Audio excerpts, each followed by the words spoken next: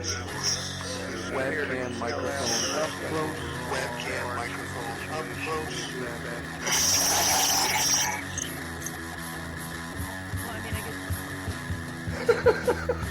At the age of 19 in 1962, she was a... See, but I have the files.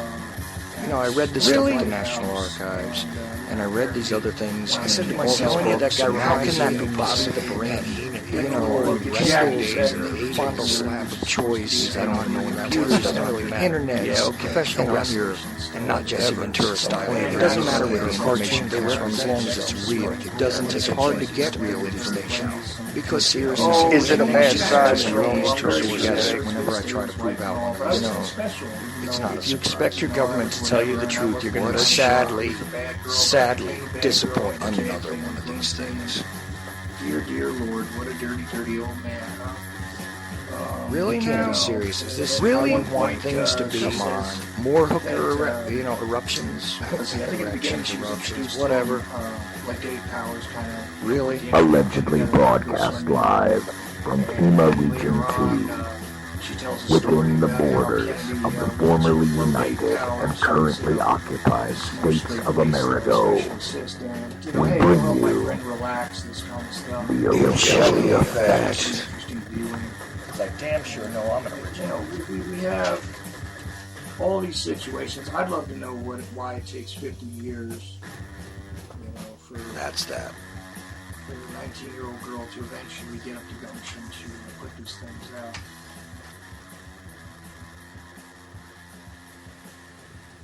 out. Good evening, UCY.TV radio listeners. We are live on February the 24th, 2015. Anyway, and hello to Cracker in the chat room because I just don't have the wherewithal to type at this very second. Anyhow, thanks for joining me. I'm glad that you did, as I already announced to you, and as the obnoxious bumper told you, this is the Ochelli Effect, and I'm Chuck Ochelli, your host. It is Tuesday night, so therefore, every Tuesday night we do focus on the Liberty Beacon, and I will be bringing in Roger Landry in just a moment. But before I do that, I kind of had a weird debate about what to do in the second half of the show today. In my own mind, might discuss some developing things in my little microcosm of a world, as it were. Who knows? Who knows? You know, some days I'm extremely tired. I really am. Even when I shouldn't be. Anyway, let's see if we can get everything to cooperate. It's a wonderful snowy landscape outside here in North Carolina, which is kind of unusual and has just about everybody acting a fool because they're not used to this stuff. Of course, I used to live up in the northern area of the formerly United States in a place called New Jersey, and we were quite accustomed to the snow there. But in North Carolina, they're not very accustomed to it, so they're banging into each other. They're fishtailing all over the road. They don't know what to do. They're panicking, closing stores, losing their minds. And, of course, this kind of thing always makes me think about what could, would, should happen in case, the food supplies and every other type of supply line completely collapsed. What would these people do? Well, you know what? I find that although people are a lot nicer here, they are also a lot more compliant. They acquiesce to things a whole lot faster, it seems. Maybe it's just me, but you know how it goes. Anyway, it is what it is, and I guess the cold snap has kind of grabbed a lot of the country at the moment. But hey, what are you gonna do? So, somebody that I know hasn't been completely swallowed by the winter weather front, as it were, is the founder, main ranter, and just my friend from the Liberty Beacon, Roger Landry. How you doing tonight? Well, considering you're one of my favorite people, and I always enjoy doing your show, how do you think I'm doing? Well, you never know. You sometimes you're stepping off of the. The treadmill, as it were, to come and just sit down with me for a minute because you're very, very busy with all the stuff you do. Getting out the articles, keeping things organized, and all that behind-the-scenes stuff that not everybody knows about. I don't even know all about it, but I do know that your whole constant complaint about being busier than a one-legged man in an ass-kicking contest is quite accurate. That I know Well, for sure. yeah, but this is about respect, okay? Regardless of what happens to me prior to coming on your show, out of the respect and friendship that I have for you, do you think I'm going to bring my dirty laundry into your show? It'll never happen. Well, that's that's I'm speechless. What can I say? Doesn't happen very often, does it? But hey, every once in a while I have to stop and just go, ah.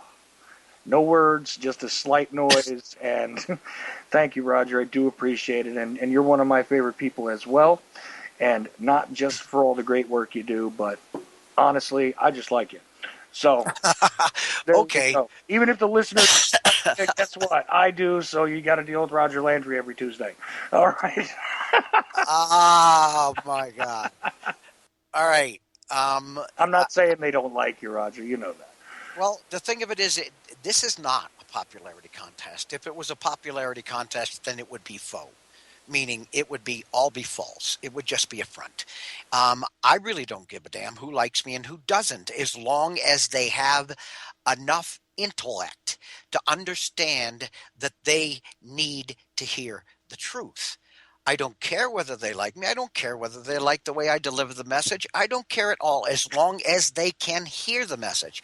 And the Liberty Beacon Project is large enough that I'm not the only person that speaks this message. If you don't like listening to this crazy old man rant, there are plenty other people in this project who put that same message forward who you can listen to, and I invite you to do just that. No, absolutely, and that is what it's all about. And of course, I'm just playing with you a little bit before we get into the meat of the subject, as it were. Of course, kind of interesting that we're working off of this kind of thought about people deciding to make it possible for them to see the truth, make it possible for them to hear the truth. It's kind of hard to do when so many have their heads buried in the sand.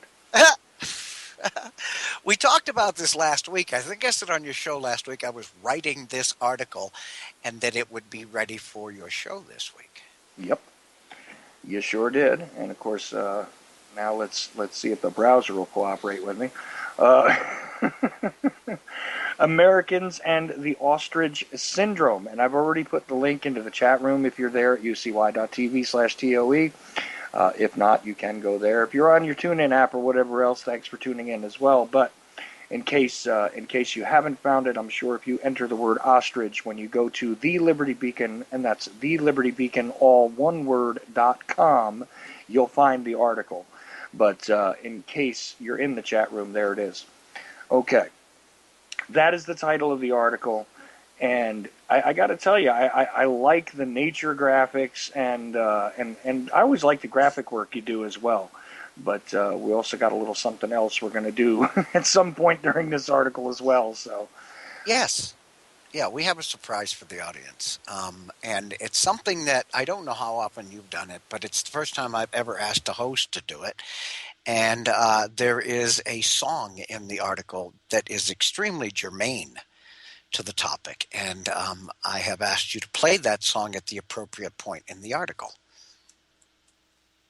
Right, so that's what I'm going to try to do. Well, you know what? If it works, fine. If it doesn't, I'm sure people will get the gist. If nothing else, we can give them the link. Well, they have the link to the article and the YouTube video, which contains the song. Actually, the YouTube video is the song. They can listen to it themselves if they have the link and at what point in the article it's put. So it's not something that absolutely has to work perfectly, but it would just be nice if we could get it across that way. Right. Well, as I said before, I'll do my best.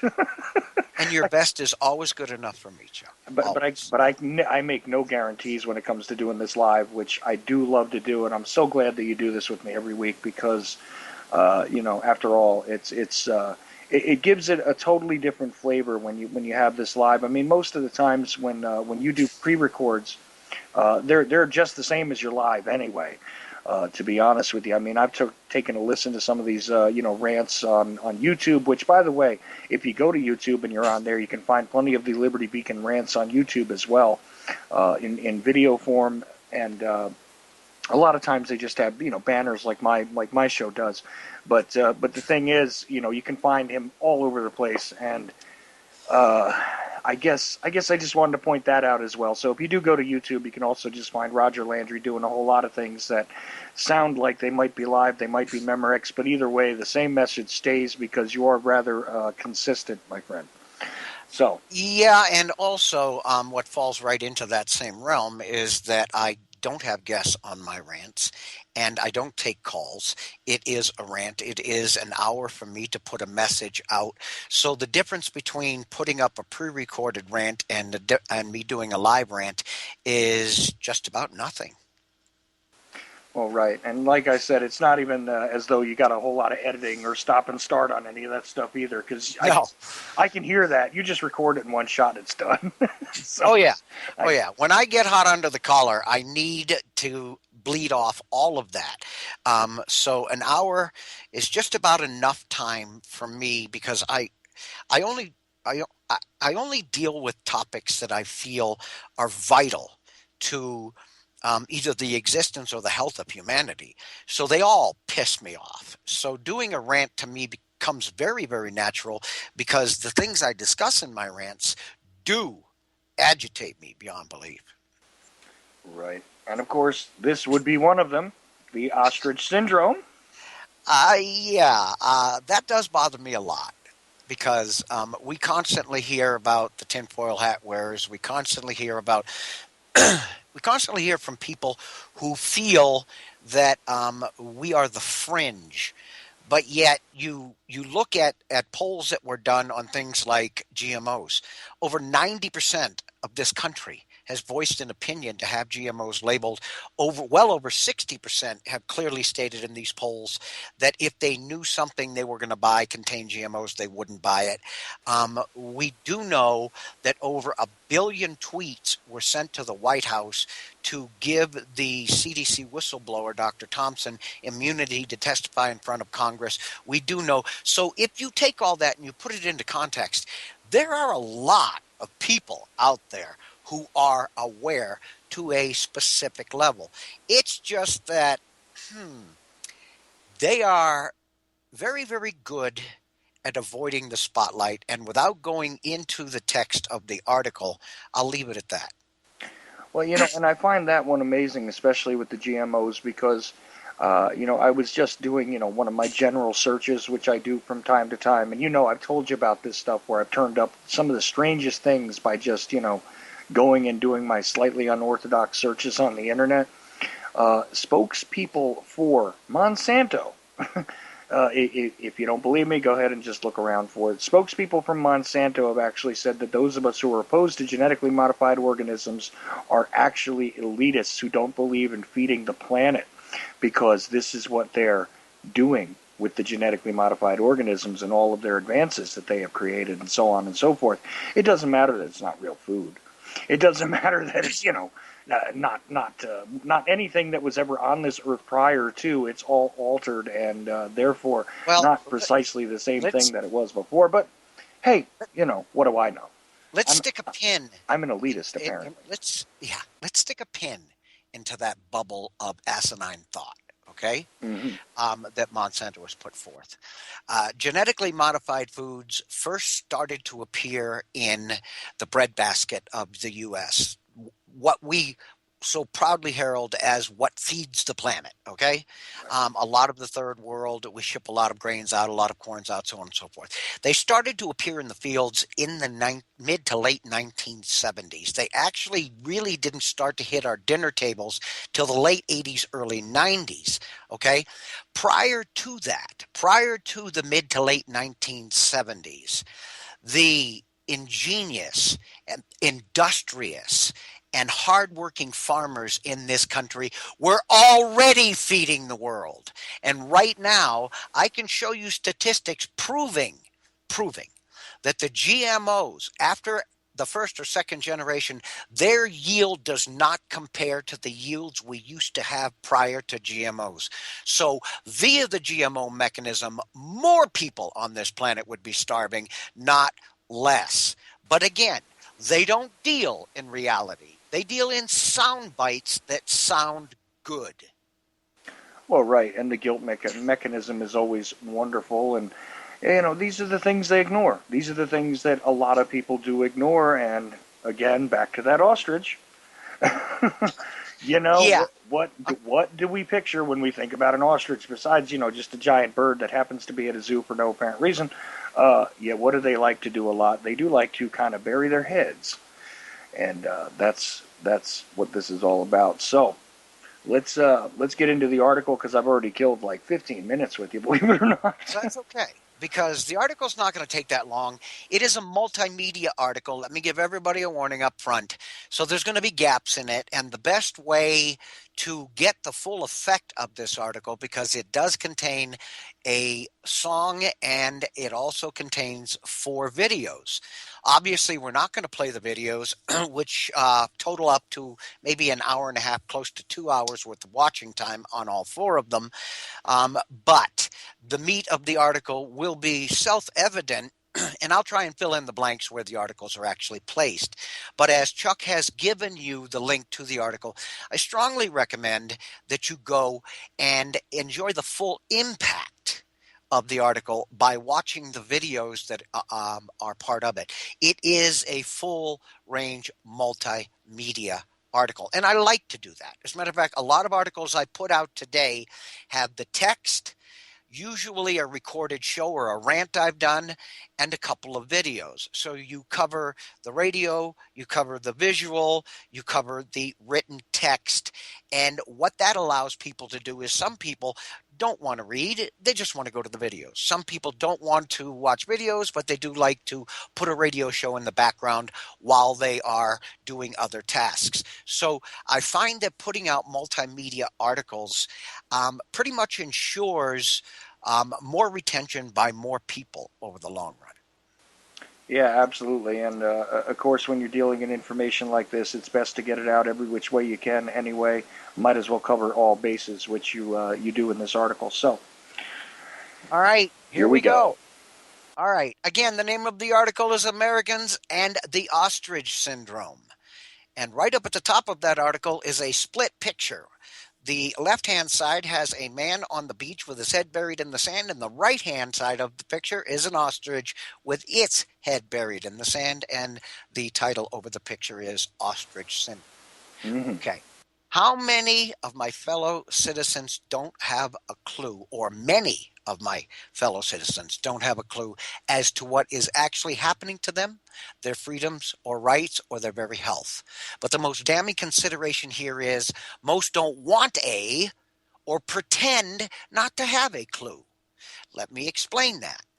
Tell me just how clueless they can actually be when they know exactly what and who to avoid to keep themselves out of the government's eye, or off of government lists of radicals, conspiracy theorists, possible domestic terrorists, or on no-fly list. The obvious answer is, to keep yourself off the government's radar, you must know what said government is looking for.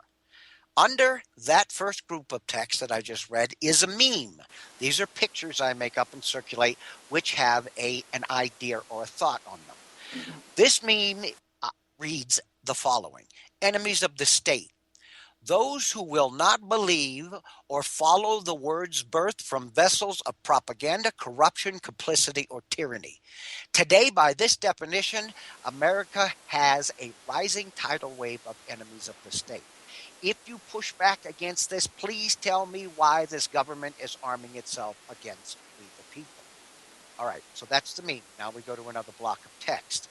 This brings to mind what I like to refer to as the ostrich syndrome, an affliction far too many in America suffer from via fear, apathy, complacency, or complicity.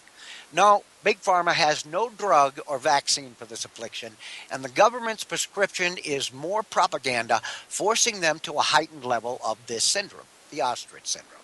Now, here's where the song comes in, And let's try an experiment, Chuck. Let's see if you can get make it so that the audience can hear this song.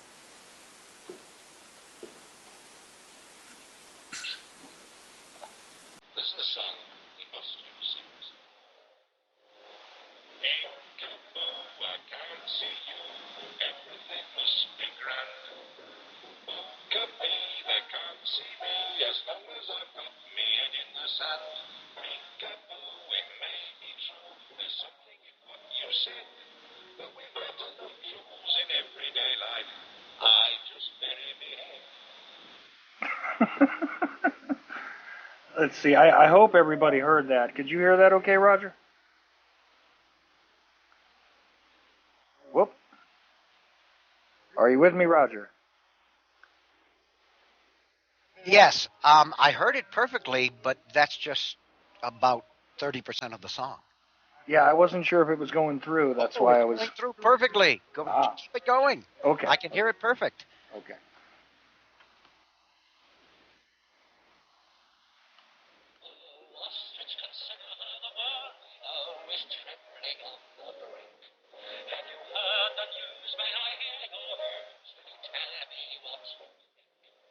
The ostrich lifted his head from the sand about her torso.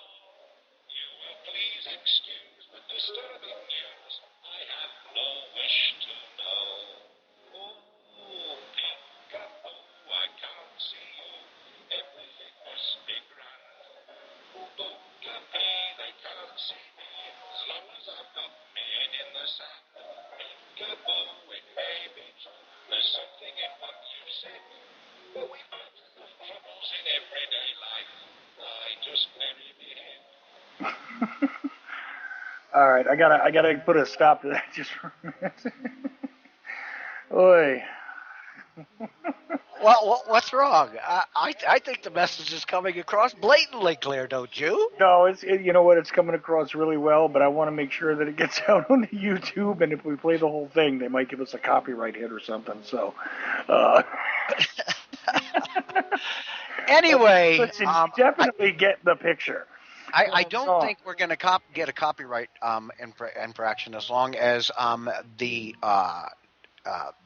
YouTube video is linked back to their site, and it is via the little button on every YouTube video that says YouTube. So, but if you don't wish to play the rest of it, that's fine. No, it's just because this radio show ends up becoming a YouTube video. So, what happens is if you drop too much of something into, and it's a whole pain in the neck thing. So, but you do get the gist just by listening to the first, say, 40-45% of the picture. I mean, of the video. Absolutely. So, all right. I'm sorry. Well, I find it funny. All right. Well, I'm going to continue here. Okay. Okay. All right. So after the song, we continue. We have all seen the pictures of an ostrich hiding its head in the ground to avoid discovery by a dangerous predator. Yet to make the decision to hide from an imminent danger, they first have to be aware on some level that the danger exists. Obviously, this form of defense is worthless, as hiding one's head only increases the danger to oneself because you cannot see the danger approaching, nor can you defend yourself from it. In essence, this makes you a more opportune and stationary target. Those who feel they have nothing to fear if they are doing nothing wrong, or by avoiding the truths they are at least marginally aware of, they will keep themselves safe, are doomed by their display of passivity to be enslaved and used in any fashion a tyrant sees fit. And again, we come to a meme I made up, which I thought applicable, so I put in here. And this meme reads, if you avoid the articles and posts of knowledgeable and concerned Americans because you fear association, tell me again how free you are. Okay, and then we go back to our text. Mm-hmm. These are the people, try as we may, we cannot seem to reach to educate or awaken. These are the people who this tyranny has not influenced enough yet, or just maybe, these are the cannon fodder in any coming struggle. America is on the verge of economic collapse, global war, and health disaster. We are perpetuating hostilities across the globe. Our allies are deserting us in droves. Our dollar is a paper tiger propped up by the military might of the oligarchs who own this country and wield it. And our health has fallen from the best on this planet to what most would comfortably say is the worst. And all of this in 3 generations. We come to the next meme. And that reads, if you finally wake up to the concept of liberty only after it has become extinct, know that it was you and those like you who were the vast majority of the problem. Wake up, speak out, and live free. More on that after we get through this article. What I present to you below, and again, I'm reading straight from the article, is a plethora of information on the disaster America steadily drives toward and who is driving the bus. Hint, hiding your head in the sand won't keep you safe. So this is the prelim or the preface to the first video. A $100 trillion economic extinction level event is about to descend on America.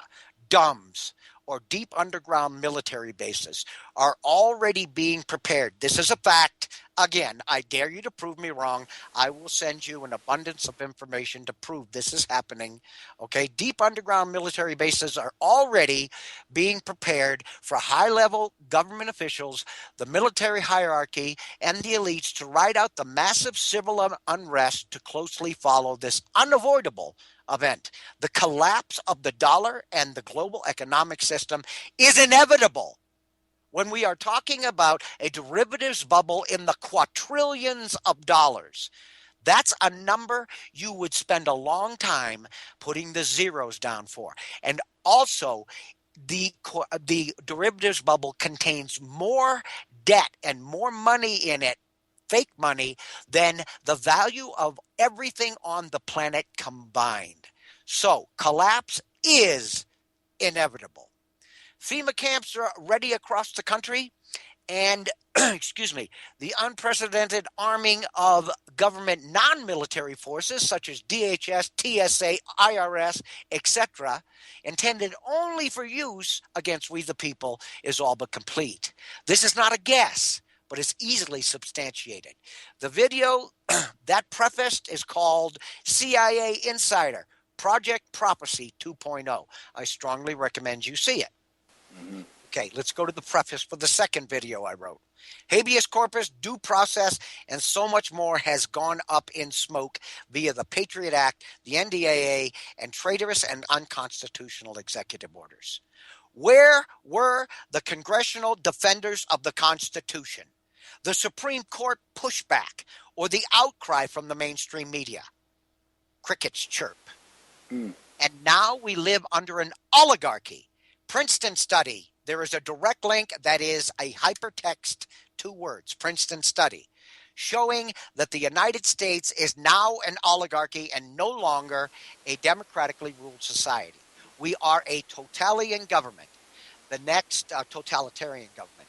The next video that prefaced is called America Will Collapse in 2016. Okay, let's go to the next preface for the video below it. Obama and his staunch anti-colonialist views instilled by his communist father and mentors in his formative years has led to his egregious spending, bankrupting America, just about doubled the national debt of all presidents before him combined. This is facilitating the redistribution of wealth away from America to the rest of the world and collapsing the U.S. economy.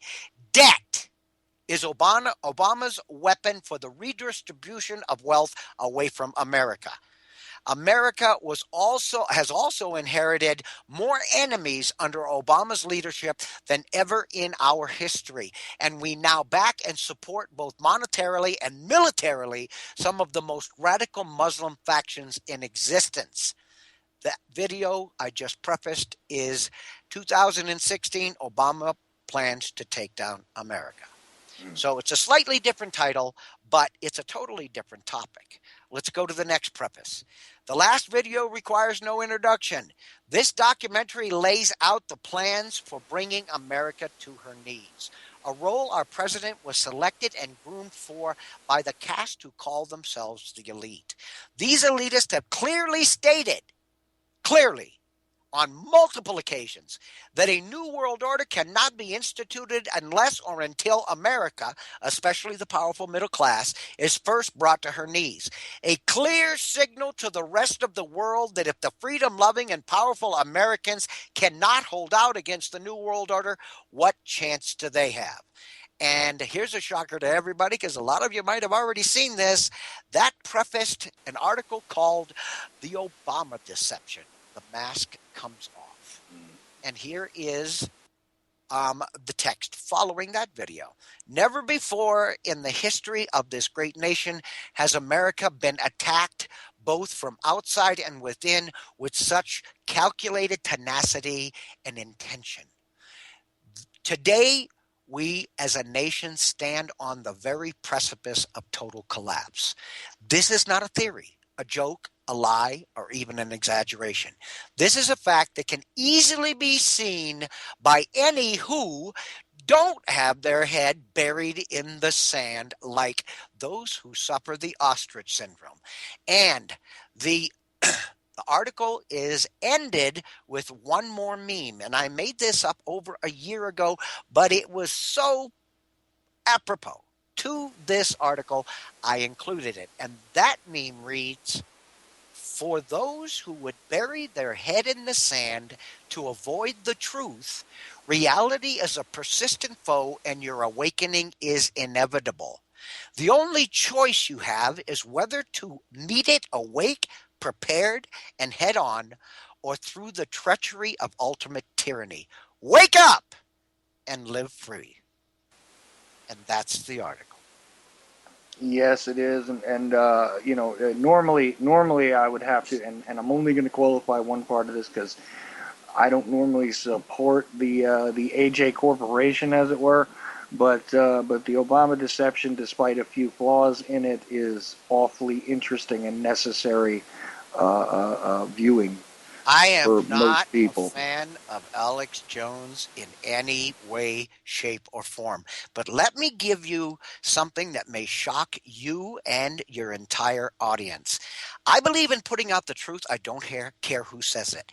If Obama was to send me an article tomorrow that spoke the truth and had a germane and pertinent message that affected the welfare of the American people or the people of the world, the Liberty Beacon would publish it. I agree with you. The Obama Deception is an Alex Jones film. And albeit I do not support the Alex Jones monopoly on what most consider to be tinfoil hat news, I do, and I have watched it several times, believe the message is authentic and germane. No, I absolutely agree with you. Same thing here. I mean, and there's, Yeah, but would you post an article that Obama sent you if it was germane and truthful? I would sit down and do an interview with him if I thought it would do any good. I'll tell you that. If I thought I could get the truth out of him, if I thought, if he came out and said, "Look, I know what I did. Here's the reality of what's happened. I'm quite aware of, the greater machine I am part of." If he was willing to make those kind of statements, I'd be more than happy to appear with him, or to have him on this show or to do anything with him, so long as we're getting at the truth. That's the bottom line. This isn't personal. This is about, the reality of the world around us. And I'm willing to accept any of these guys if they want to come on over to the side of the Red Rover game where reality is represented. I'll be more than happy to have them. And that includes even your most extreme mainstream shills. If they want to come out and start speaking the truth, they have a place to come do it right here, anytime. So that's that. Okay. I mean, every single it doesn't matter. You're right. It's more about the message and the general attitude and the message of that film are absolutely correct and do nothing but seem to increase in value over time.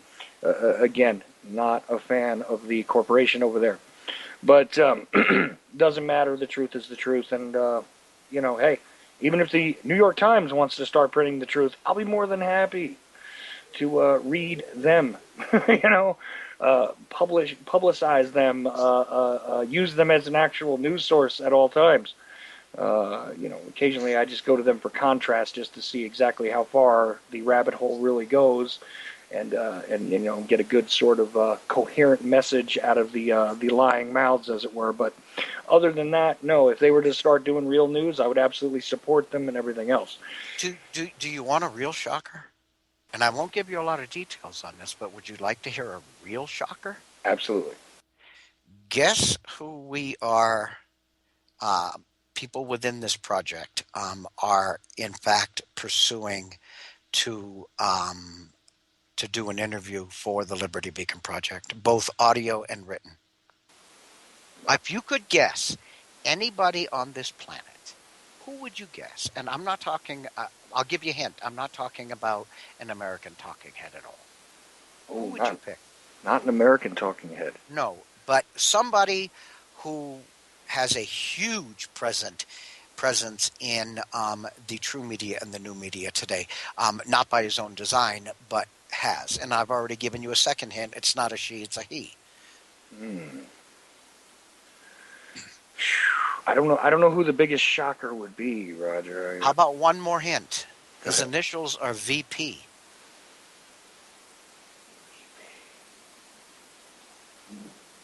I'm drawing a total blank. I got to be honest with you. How about Vladimir Putin? Oh, come on, really? Absolutely. Oh, you gotta let me know if that happens. I mean, if that. Oh, everybody in the world's going to know if that happens. Are you kidding me? Yeah. And we, so far, the people who are investigating this, doing the research, and walking down those inroads, right now have not been dissuaded or discouraged as far as they've gotten. Wow. Well, I'll tell you what. That would be monumental right there. That would something. We just published a show, and it's out in an article already on the Liberty Beacon, where we did a discussion with Ryan Dawson, who is coming to he lives in Japan. He's an American citizen, coming to the United States in April to speak in front of Congress with proof, presenting proof to Congress and asking why, after so many years, there have been no connection between Israel and 9/11. And he will be presenting not only that, but a bill that his organization and the Liberty Beacon are promoting and trying to get the word out. And it is the number of the bill is 428. And it is for bringing the 28 pages of the 9/11 Commission report that have been basically hidden away from all of the public because of national interests, national security interests, which now we know from the congressmen and senators that have read those 28 pages that there is nothing of heightened national security interest in there. Not our national security interest, but basically it covers other nations who had an involvement in 9/11, those 28 pages. So there is going to be a bill that they are going to be speaking to, and Ryan is going to be speaking to in front of Congress to get those 28 pages unclassified and out to the public, or at a minimum made available for every member of Congress to read all 28 pages. Well, you see, you know what it is, though. I hold I've heard about this, and I hold a lot of skepticism because with all the dual citizens in the government, okay, with all the dual citizens in the government, yeah, I said it. I would have gone there had you not. Are they really going to get down to that? And does anybody want to know what the real octopus that is connected to Saudi Arabia really looks like? Does anybody really want that out there? Saudi Arabia is not the biggest contention in those 28 pages. I've already been told that. Saudi Arabia has not been redacted anywhere in that report. Saudi Arabia is mentioned everywhere. They've already admitted, but they call them private citizens in Saudi Arabia were funding terrorists, not the government, which is absolute crap because these people who were funding the terrorists from Saudi Arabia are part of the royal families. Well, So yeah. that's the government. But anyway, this has nothing to do with Saudi Arabia. But I would be willing to put 10 years of my life in the pot, in a gamble that it does point the finger at Israel. You need to listen to this show because this show is absolutely mind-bending that we did with Ryan. And you really need to listen to it. And it is pinned to the top of the Liberty Beacon page on Facebook. You can't miss it. Okay? And I believe the title, and I haven't got it in front of me, is something like Israel, Friend or Foe. So if you put that in our search bar, okay, you will find the article. There's a little bit more to the title, but if you put that in the search bar, the article will pop up. That contains the recorded discussion with Ryan Dawson, as well as an article that gives a lot more information and links for you to trace. In that article, we discuss the dancing Israelis. We discuss the van that was confiscated from the George Washington Bridge, which contained enough explosives to bring the George Washington Bridge down. We discuss the dancing Israelis with the money stuffed in their socks and the traces of explosives in their van. We discuss a lot the dual citizenships. We discuss who made huge bucks off of 9/11. Who was involved in the trading prior to 9/11 where they made huge dollars? How deep does the insurance payout go to the owner of the Twin Towers who changed the policy mere hours before the attack to double indemnity only if the towers got hit by airplanes? Oh, gee! We discuss all of this, and we discuss it in a lot of depth. Now, for the past 12 to 13 years, Ryan has been speaking about and doing in-depth studies on the Israeli involvement in 9/11. And I have heard everything he has to say, and that's why I wish to record this discussion with him. I do believe it's not the man, it's the message. And it's something people need to listen to, and it's got a very, very wide audience. As a matter of fact, it's been picked up by a lot of other websites already. Right. I'm trying to get the article right now so I can drop it into the chat. What it is 9/11 Reality, Israel, Friend or Foe, a TLB special show with Ryan Dawson. That is the full title. Yeah, put the link in the I'm going to the chat chat room. if you can. Because I know this show is about people burying their head in the sand, but this is so freaking apropos. We are talking about an event that occurred in September of 2001. We are in February 2015, yet there are still people out there, and still the mainstream media considers anybody who speaks to the fact, not the guess, that the 9/11 Commission's report does not represent the truth. We are considered crazies. We are considered tinfoil hat wearers. Do y'all know that there was a study done, Google this, proving that in the case of 9/11, so many people have doubts on what the government story is about 9/11. The study shows that today, to be considered a conspiracy theorist on 9/11, you have to believe the government's point of view. That's a study that was done and released. So, Chuck, you and I are not the conspiracy theorists on 9/11 in accordance with this poll or this study.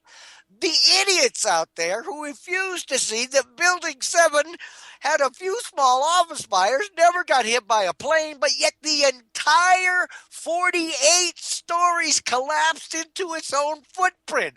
That the BBC and Fox News stated 20 to 30 seconds before Building 7 collapsed that it had already collapsed, and right in the background on their own monitors, there was Building 7 standing proud and tall. Not for much longer, but it was there. I'm telling you, if you believe the government's position on 9/11, not only are you an idiot, but by this study they have and by this poll, they have showed that it is, in fact, the believers of the government's position who are now, by definition, the conspiracy theorist. Well, because that conspiracy that they have pushed as the official narrative for so long is the theory. It's the theory. It's not the fact. It's not the reality. It's not, and it is a conspiracy by definition. Absolutely.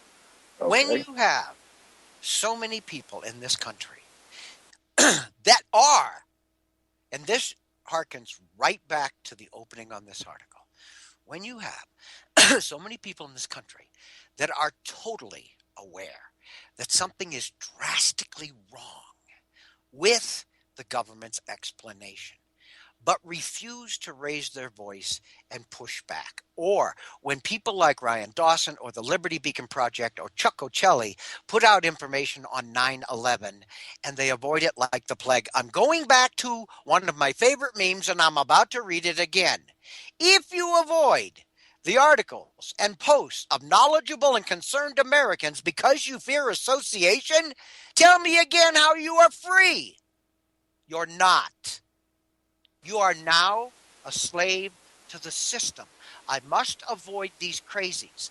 I must, because the government's going to think I'm one of them and I'm going to end up on one of their lists. Let me explain something to you. You can't hide from what is happening. And hiding your head in the sand is the least effective thing you can do. If an ostrich, and that is an old wives' tale, but it's something we've all been exposed to, that an ostrich hides its head in the sand when danger comes. Nothing could be further from the truth. It's basically an old wives' tale, but we're all told that, so we know it when people say that. An ostrich is one of the fastest moving living entities on this planet. They can run like the wind. And when they sense danger, they haul ass off at about 40 miles an hour. So that is their mechanism of defense. But we have grown up seeing these pictures and being told that ostriches hide their head in the sand when they're afraid of something or danger is present. Again, that's the context I used it in this article, but nothing could be further from the truth. But if you are hiding your head in the sand, tell me you're not aware of why you're doing it. You're not looking at an article and saying, oh my God, if I read that article, I'm going to be in trouble. How do you know that before you've read it? You know that because on some level, you are aware of this. Okay? Why do they avoid the 9/11 speak? There are people, if you go into a pub or a bar and you start to talk about 9/11, they shut you down. I don't want to talk about that. Okay? The reason they don't want to talk about that, the reason it makes them uncomfortable in the first place is because on some level they know they're being lied to, but they don't want to be considered one of us. They don't want to be considered a crazy, a tinfoil hat wearer. They don't want to be under suspicion of the government. Again, I'll go to the last meme I made up and how I ended the article. For those who would bury their head in the sand to avoid the truth, reality is a persistent foe and your awakening is inevitable. The only choice you have is whether to meet it awake, prepared, and head on, or through the treachery of ultimate tyranny. You know that the economy is going to collapse. It's a matter of when, not if. This is a fact. It's going to collapse. We know the government has purchased massive amounts of ammunition, weaponry, and body armor for a non-military army they have put together in this country only to push back against the citizens of this country. That's not a guess. That's a fact. It's inevitable. So the point is, you can hide your head in the sand all you want.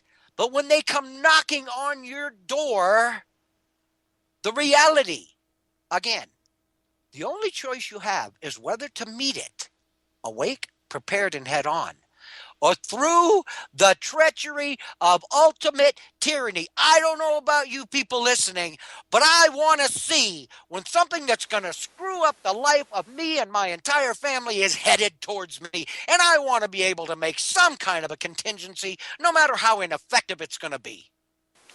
No, exactly. I mean, we all should at least have the very basic right to prepare ourselves, and it would be nice if it didn't require so much effort to get at the reality of things. And this is part of the game, though, nowadays. I mean, take a look at what's going on in the mainstream media. You're watching a regime change, aren't you? We're getting ready for something bigger here. We're getting. Oh, I'm sorry. I'm being a conspiracy theorist again, right? Maybe that's why I like your show so much. You need slightly more soulless commentators, maybe. Oh, I gotta stop. I could start doing my rants like this and talking like this about the inevitable tyranny. And how many people do you think would listen beyond the first 30 to 60 seconds? Well, if they're sleeping, they have trouble turning the channel or changing their. But when I tell you, you need to do your damn homework. I don't challenge you to prove me wrong. I freaking dare you to prove me wrong. Then I'm telling you that these people, and again, let's break that point down. We only got 10 minutes. Let's break that point down. Why does this crazy old fool tell everybody on every show, whether I guest on it or I host it, I don't challenge you to prove me wrong. I dare you to prove me wrong. Let me explain that to you, okay? Because a dare usually intends to agitate or aggravate those who fear they have a superior intellect or those who fear they have more knowledge than you on a subject. So the dare is thrown out there with 100% intention to accomplish the following. Those people who are not aware enough of that topic will accept that dare for one simple reason. They wish to make you look stupid.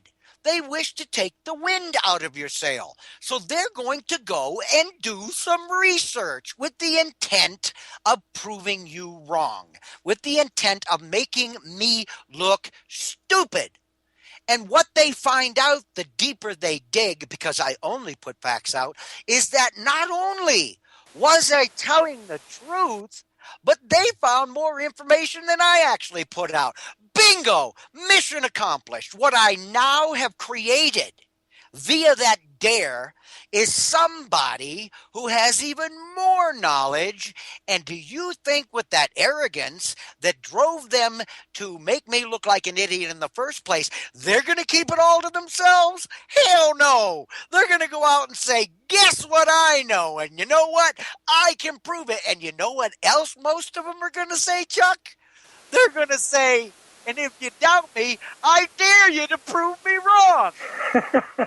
Yes, they will. This is intentional. I say that with a purpose, and it works. No, it certainly does. And, for I have been proved wrong, Chuck. I have. Oh. I was a little off kilter on two things I've said over the last 2 years I've been doing radio shows, and I wasn't totally wrong, but the way I put it out was misleading. And when I got the information back, I not only sent them a nice, comfortable, respectful letter letting them know how appreciative I was for the digging they had done, but on the next show I did, I broadcasted an update to my information. So you acknowledged it right away. I remember one of these situations. I don't remember the other one, but I do remember one of them, and it was just like, it was really just about the way you were wording something. It wasn't. Sometimes, exactly. My tongue runs out in front of my brain, and I don't get things out in the proper order. And again, even that can misconstrue or can confuse people about what a message should be. I strive very, very hard to make everything as simple as possible, and it's not because my audience is stupid. They're not. And it's not because it is because they're ignorant, okay? But a lot of people listening are hearing some of this stuff for the first time. So you don't go at it with such in-depth knowledge and scientific words, and 50 cent or $2 words, you introduce people to these aspects of the world they're not aware of from that basic level, and you build from that. Well, right. Look, everybody likes a steak dinner, but nobody wants the whole thing rammed down their throat all at once. This is what it comes down to, and not everybody likes a steak dinner. I know. I've got listeners I love the analogy. who don't eat meat, but it makes sense, right? I mean, Yes. I know I like a steak dinner, but but the thing is, I can't hit the whole thing all at once. There's no way I'm getting all of that down my throat all in one shot.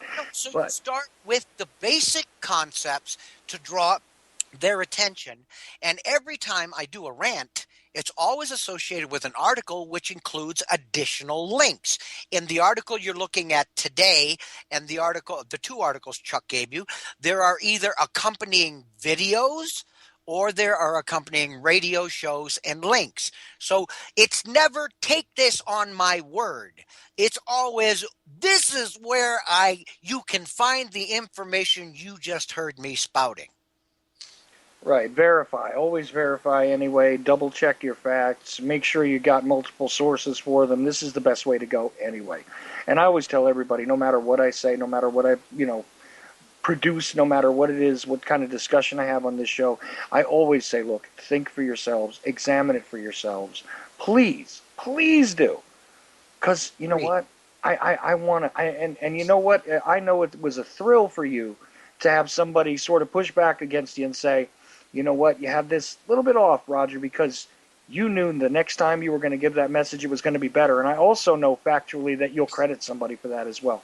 I was thrilled, and I wasn't just thrilled because, the information I got was more up to date or in a put forth in such an order that it wasn't confusing.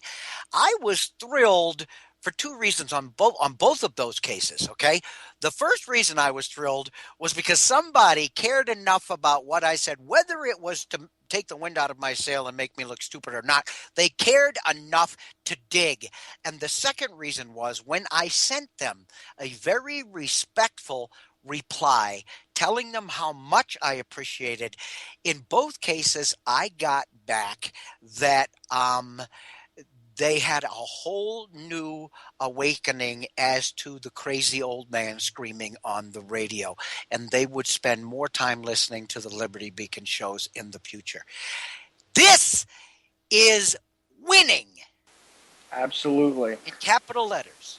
Absolutely. And the comment in the chat room about the standard reply to that is, I don't have the time, to most people.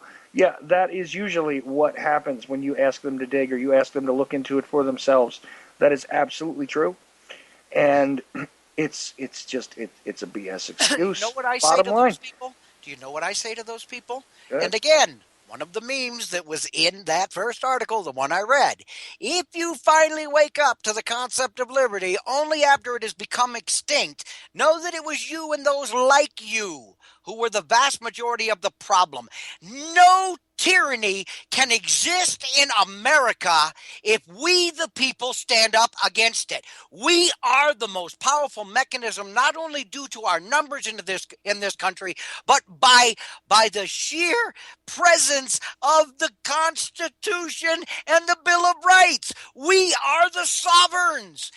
Any tyranny that exists in this country today are because too many of us looked away and said, well, it doesn't affect me, so I'm not going to do anything about it. Or I don't want these idiots coming after me. Or that might affect my job. Or it is we, the people, who carry the largest responsibility for the condition America is in today. If you push back against that, you're an idiot. We could have stopped any tyranny that we suffer today. We could have, and we didn't. Well, damn it, it's time for us to start doing that because the hour is just about at hand. I dare anybody to push back against what I just said because by our Constitution and our Bill of Rights, we are the power in this country and we have abdicated it to tyrants. Am I wrong, Chuck? Absolutely not. Absolutely not. You know, Roger, this is what the thing is. People do forget that we are actually, as the people, supposed to be at the top of the government structure. We are supposed to be the rulers, as it were. These are supposed to be our representatives. It is kind of backwards. Everything has been absolutely turned on its head Intentionally. intentionally. And this is the problem. And I'll tell you something, you know, Ryan Dawson, I wish him all of the best luck in the world with getting to make that speech, with getting his points across everywhere he can. I really want to see He's that come also out. going to stick around long enough to film the huge rallies that are going to be there in opposition, because APAC is having their convention there 2 days after he'll be in front of Congress. So we all know who APAC is.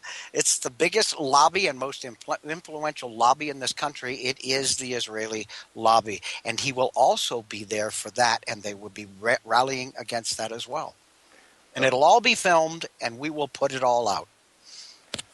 Right, absolutely. And, you know, of course, APAC. And I've always got to do my JFK fact really quickly. But, of course, JFK and RFK both wanted APAC registered as a foreign entity. A foreign entity, yes. And to this day, APAC had no power until after the assassination of Kennedy.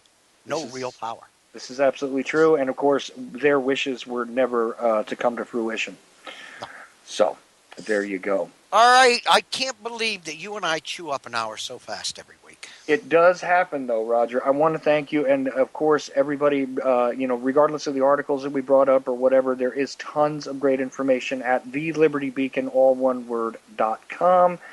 thelibertybeacon.com. You know, and tons of stuff by Roger, but many, many other contributors about every single type of tyranny that has been. Contributors across the planet, no less. And every single type of tyranny, solution, problem, and reaction, all sort of illustrated there at that website in an interesting way. And I'm really happy that you joined me on Tuesdays and do this with me, Roger. I do appreciate it. It looks like Dylan Wade might drop in with me in the next hour, you know, and I'm going to get an update from him, see how things are going. But all right, and I do have to run, my friend. I know you do. I know you do, Roger. And again, I do appreciate it, and thank you so much. And I just can't say enough. I'm really glad to be part of the Liberty Beacon project, as it were. I don't really like calling it the project, but it is a project. But it is a project. Yes, it is a continuing project. I'll tell you when it will no longer be a project. The day every tyrant lays down or admits of their evil and steps down. So I have a feeling this will be a project for many years going forward. Unfortunately, seems so, but you know, stranger things have happened in the world. There have been points at which, you know, that the situation was a lot better. But thanks again, Roger, and please do have a good night, sir. Hopefully the cold snap is not bothering you where you are so much. It's 40 plus degrees here today, and I'm in one of the coldest spots in the United States. Oh, that's not so bad. I had snow today, so obviously below. And you're farther south, a lot further south than I am. I'm 30 miles from the Canadian border in northern Montana. Right. Right, but it's weird here, though. But it's more dangerous because, as I said, these people just don't know how to deal with the snow, and it's just like craziness. They're like losing their minds. But anyway, Roger, enough of the weather report. Thank you again, and we will be speaking soon. If not next week, we will be speaking in between next week, though. I promise you that. All right, have a great second hour, and again, thanks, Chuck. Talk to you soon. All right. So everybody, yes, you know, and things came up in the chat room during the discussion there. I am often given a lot of noise about the dancing Israelis and all that. Still see that as kind of a distraction from the real deep mechanism that went on there. And well, let's see. All right, looks like I'm all right. I thought for a second there I was knocked off the air, but looks like I'm still on. You know, I think that the dancing Israeli thing is, you know, just not really the seed of the problem. The Mossad, on the other hand, It's intermingling with our intelligence assets, the definite conspiracy, as it were, to allow the Israeli government agenda, the criminal government agenda of the Israeli government, holding up air quotes because, Israel really shouldn't be called Israel. But anyway, there's a lot more to it, and believe it or not, I'm working through a lot of this stuff myself. Trying to take a second look at a lot of things, actually. So, at some point, I do plan to do a presentation about this. But I do want to thank those who decided to aggravate me constantly about the dancing Israelis and all that. Because, you got me to actually look at something. So at least it was good for that. And there's a lot more to the story. Always is.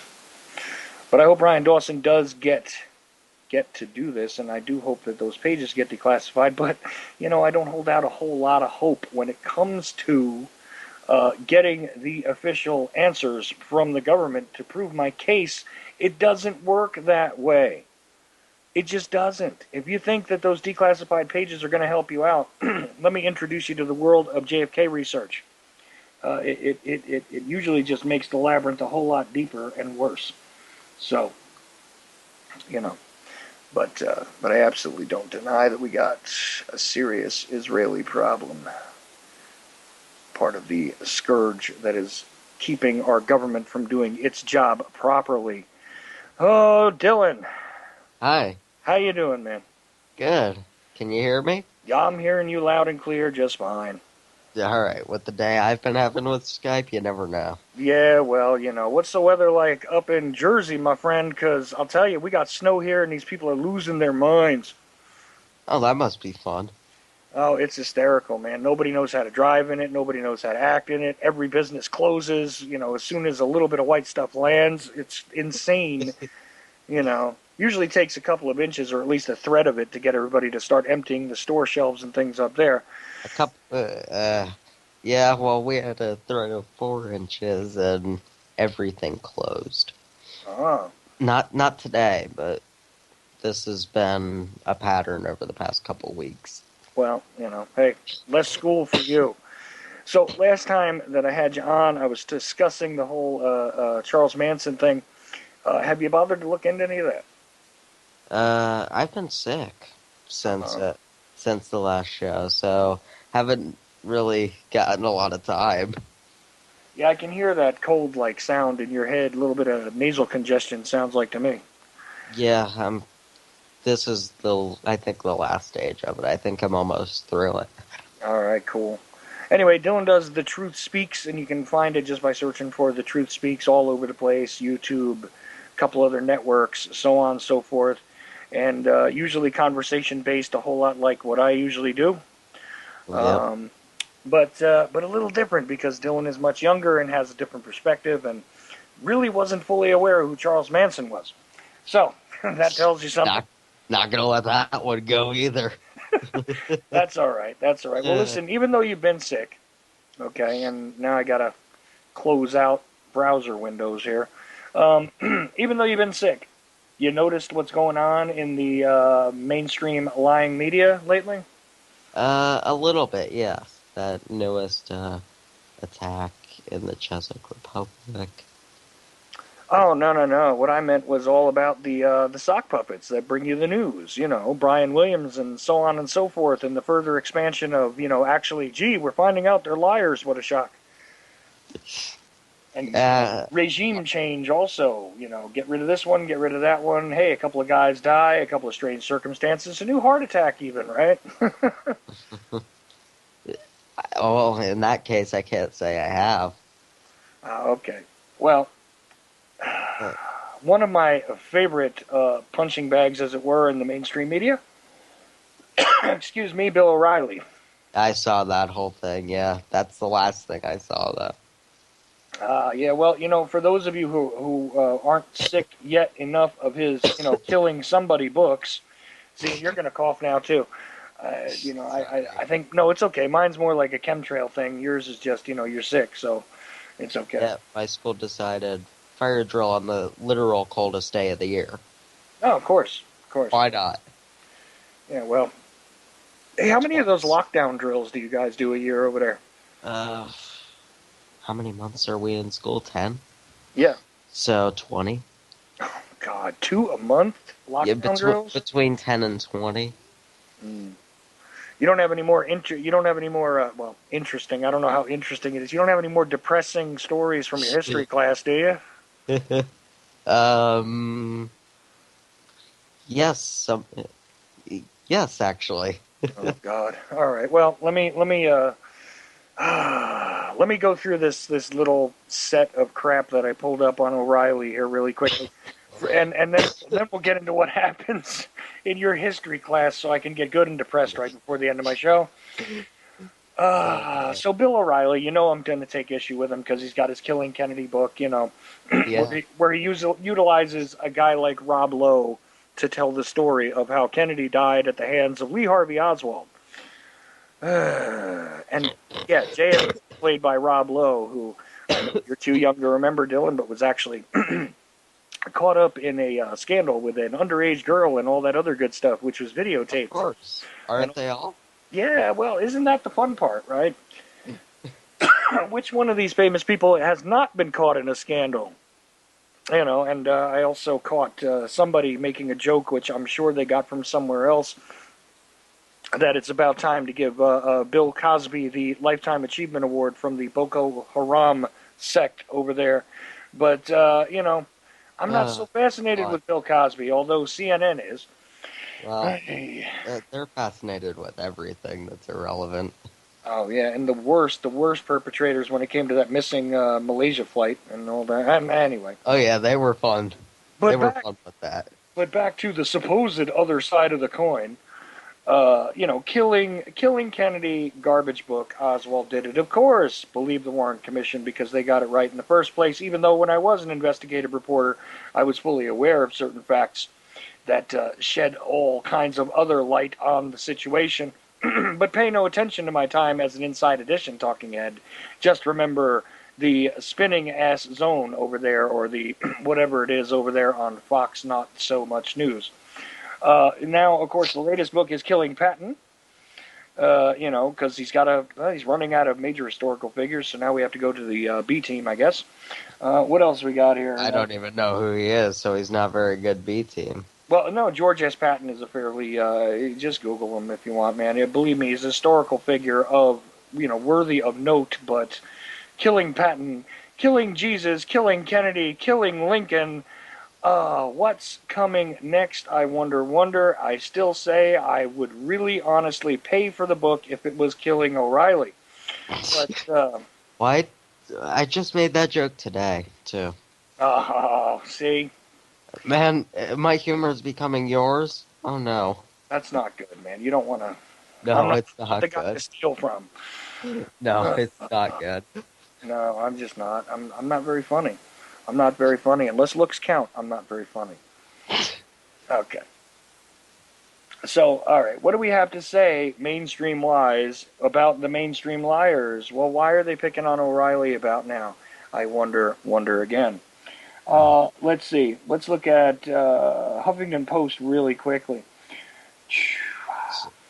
So I guess they're gonna take a hero from both supposed sides. Well, no, there's a whole lot of guys, you know, quietly stepping down. I mean, Jon Stewart, who was basically delivering a whole lot of the news for an entire generation, as far as people were concerned. Probably the least severe of all of them. Oh yeah, guaranteed. But even so, because it's in a comedic strain, you know, there's also the switching of chairs with you know, the Colbert Report, you know, going off, and now this guy gets a different position. Everybody's switching chairs, man. It's just Yeah, what's up with this? well, much like the Titanic, I think they're sensing how far down they're going. I mean, if you look at the ratings in the dinosaur media lately, you know, there is the possibility that we may have a serious victory on our hands very soon, where people are going to stop even bothering with them. Hopefully. One can only hope, but I doubt it. Sorry, I'm a pessimist. Well, it might be too easy for some, but after a while, you know, either you pay the expensive cable bill or you pay the expensive internet bill, and which one provides more value for your dollar? You know, for as long as the dollar has value. Anyway, perhaps This is from the article on Huffington Post. Oof, God, I'm not going to finish this, I know it. And their references to the Mother Jones thing. Okay. That was actually a decent article. I'll give that credit. Right. Perhaps Fox News host Bill O'Reilly feels even more sympathy for NBC's Brian Williams now that O'Reilly, too, has been accused of overplaying his battleground experience. And it does say battleground experience. I'm not misreading that. Okay. On Thursday, Mother Jones posted an article questioning the accuracy of O'Reilly's past claims that he reported on the ground in active war zones from El Salvador to the Falklands and survived a combat situation in Argentina during the Falklands War. Hold on. Why are they going back nearly 20 years for a life from Bill O'Reilly? I don't know, because the Falklands is more than 20 years. I know that for sure. Hell, they could go back, say, a day and pick something out of the hat. Well, maybe, but, you can't call a guy a liar when he's making commentary, when he's picking on people and telling them off and telling them that they're just, ridiculous human beings and, No, but you can call him out on a lot of the stuff he said. the pile of books that he has, written, quote unquote. Allegedly. Okay. So for years, O'Reilly has recounted dramatic stories about his own war reporting that don't withstand scrutiny, even claiming he acted heroically in a war zone that he apparently never set foot in. David Korn and Daniel Schulman wrote. Anyway. I don't think anybody's really shocked that he didn't act heroically. No, yeah, really. I mean, does he look like a hero? He doesn't really look like somebody who'd jump out in front of a crowd to save somebody. Well, heroes don't look like heroes necessarily, so I'll give him that, but... But, I mean, does he act like one? Well, no. Come on. Give me that much. I could have told you he wasn't from a mile away. Okay, so this one's from the Daily Mail. I love the Daily Mail sometimes. They are one of the more entertaining news sources out there. Okay. But they're the only one who willingly posts satire. Right. So right. give them credit. Exactly. But I like this. Bill bites back. This is the headline, people. Bill bites back. O'Reilly disputes, quote, room service Eric's claims that he lied about his coverage of the Falklands, saying ex-CBS colleague was hiding in hotel at the time. Bill O'Reilly, interviewed via phone on Fox News' Media Buzz on Sunday, disputed Eric Engberg's remarks. He lied about the Falklands War coverage. Another bullet point here in the sub to the headline said Engberg was likely holed up in their hotel at the time of the Argentina riots. Another bullet point. His nickname was Room Service Eric because he never left, he said. That's not a very clever name. No, not really. Also, that's somewhat sad. Yeah. Also blasted Also blasted ex-CBS colleagues, both Schiffer, for plagiarizing his story. And another bullet point. And he attacked the credibility of journalist David Korn of Mother Jones. Another bullet point. Do I need to keep going about this? Let's get to the article.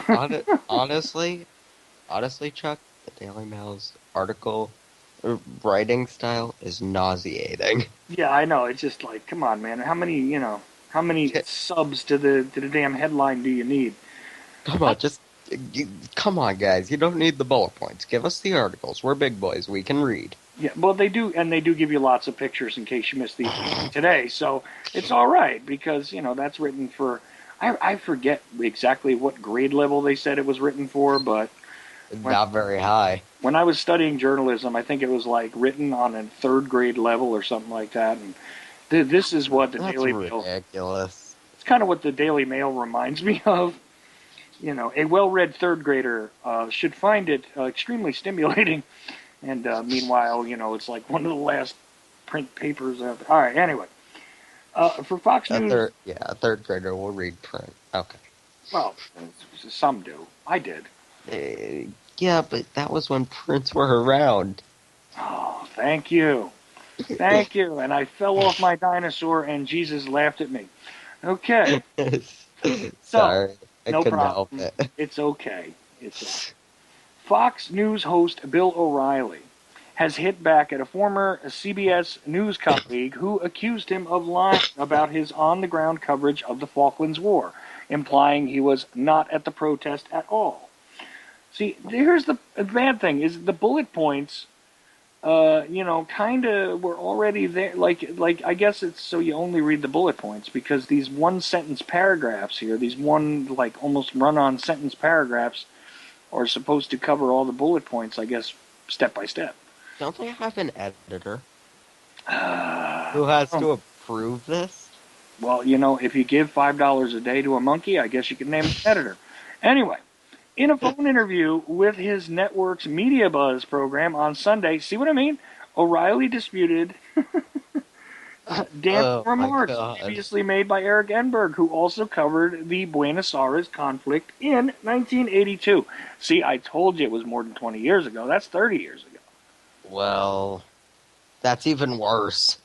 He accused the reporter of being a coward who was likely holed up in the hotel at the time a CBS photographer sustained injuries in the Argentine war zone, a story Engberg has stated as false. The one thing I'll give Bill O'Reilly is he wasn't there. None of them were there. But he says he was. He always did. None of them were there. Well, I like this next part, though. I'd like everyone, this is a quote, I'd like everyone to ask him, quote, were you there? Because his reputation, his nickname was Room Service Eric because he never left the hotel. 65-year-old O'Reilly told show host Howard Kurtz. Oh, God. That was... Okay, then, of course, we get into the whole thing about plagiarizing his story, da-da-da. Then we got plenty of nice big pictures. O'Reilly defends reporting. Response to Mother Jones accusation. Again, repetition. Why did they bother to write an article at all? I don't know. I honestly don't know. Just list the bullet points and be done with it. That's what I'm figuring. O'Reilly's explosive comments on Media Buzz came a week after NBC Nightly News anchor Brian Williams was unceremoniously kicked off the air by his network for lying about his time in Iraq. Again, a shock. Right. During Sunday's interview, O'Reilly was quizzed about Engberg's allegations against him, including that the scene was more like an expense account zone than a war zone or combat situation. The claims made by Engberg as a lengthy Facebook post also included that Riley had lied about being the only reporter on the streets during a riot and seeing the CBS photographer getting injured. In response to the allegations, O'Reilly angrily told Kurtz, I don't think he was there. I don't think he knows what happened. And I'll tell you why. If he were in the Plaza del Mayo, when was the video? Where was the video? Why did I have to run it up to the feed point and send it to New York? Interesting. So he not only was there, says this other guy wasn't there, but had to run the video himself by hand to his people to send it back via the satellite truck and all that, huh? Okay, so I still hate the Daily Mail. Yeah, it's kind of rough. And then what's even funnier is they have one of those boxes. I don't even read the articles. I just look at the pretty pictures. Well, I like this, though, because here we go. One of these nice little text boxes, which then gives you the reference point. This is pretty good. This part. I got to give him credit. What Bill O'Reilly has said about his war zone reporting. I've been there. That's really what separates me from most of these other bloviators. I bloviate, but I bloviate about stuff I've seen. They bloviate about stuff that they haven't on Hampton's TV in 2009. Okay. You know that I am not easily shocked. I've reported on the ground in active war zones from El Salvador to the Falklands, in his 2001 book, The No Spin Zone, which I can shamefully admit to having read. Okay. So you're part of the problem. I did read it because I found it interesting that this guy was becoming a news phenomenon back in 2001. This is previous to a lot of things. So there were 2 disasters in 2001. Yeah, right. 9/11, and I read Bill O'Reilly's book. Moving forward, having survived a combat situation in Argentina during the Falklands War, I know that life and death decisions are made in a flash, in a 2004 column. Let's see. I missed journalist Bill Moyers in the war zones of the Falkland conflict in Argentina, the Middle East, and Northern Ireland. I looked for Bill, but I didn't see him on the O'Reilly Factor in 2008. Okay. Last one. Here we go. Rather than simply answer the question, O'Reilly began by trying to establish his own bona fides as a war correspondent. I've covered wars, okay? I've been there. The Falklands, Northern Ireland, the Middle East. I've almost been killed 3 times, okay? According to a conservative journalist, Tucker Carlson's 2003 book, recalling a panel on the media coverage of the Afghanistan war. Okay, so that source is a little shoddy, but wow. Are we done? Is it over? I'm done with the O'Reilly quotes, or at least in that section. Can we just be done with the Daily Mail? All right. I'll have mercy on you, because you know what, Dylan, I wanna try and brace myself, because we've got about 30 minutes. Yeah, prepare yourself. I've got to brace myself, because from time to time, what I like to do, in case the listeners haven't caught this before, is, see, Dylan is 16. He's still in high school. And what happens is he has this history class, as many high school students still seem to. And in the history class, lo and behold, they do discuss history. And I find it remarkable, the impressions of his fellow classmates that he doesn't identify. We don't identify them, we just simply say classmate or whatever. And the discussions that ensue, not only regarding historical events and the sad state of affairs regarding their ability to comprehend the reality of, just about anything, but also their commentary on current events. Always mind-boggling. Yeah, I was looking for a phrase. Mind-boggling works. It's not real original, but it works. Sorry. No, it's okay. I'm not original. No, you don't have to be, because I'll tell you what, these guys are worth the price of admission. I don't know, I want to blame it on the school lunches. I want to blame it on the schools. I want to blame it on indiscriminate reading. I want to blame it on... Honestly, yeah. I would love to blame it on all those things too. I can't bring myself to, because it seems like they were stupid from the minute they walked in the class. Well, yeah, you could say, and here's the bad part. You could say that because, New Jersey is, the chemical state, even though the license plate says Garden State, but trust me, it's the chemical state. Yeah, it smells like rotten eggs where I live. Well, yeah, that's one. Well, see, now that's not so bad, because that's just the sulfur. But there are other parts of Jersey. That's not exactly good. No, but there's other parts of Jersey that are worse. You know that. Yeah, there are. I've been to some of those places. It's really bad. And some of those rotten egg areas are just swamp areas, and that's okay. I don't begrudge anybody who ends up living near a swamp. I've lived near swamps. Had well water that really did stink of rotten eggs. On a daily, and I understand, and I lived in various places, power lines overhead, and whatever the hell Ciba-Geigy decided to dump into the aquifer underneath. I get it, I really do. But I can't even blame all this stuff on the chemical state of the state, as it were. No, you can't. It's so difficult, it could be anything. All right, I think I prepared myself. I've explained it to the listener. Dylan. Yeah. hit me. What was the recent discussion? I mean, well, wait. Dial it up. Dial it back. What was the historical event being discussed in the main part of the class, the lecture, the presentation, as it were? The Texas-American War. Oh, no. I'm sorry.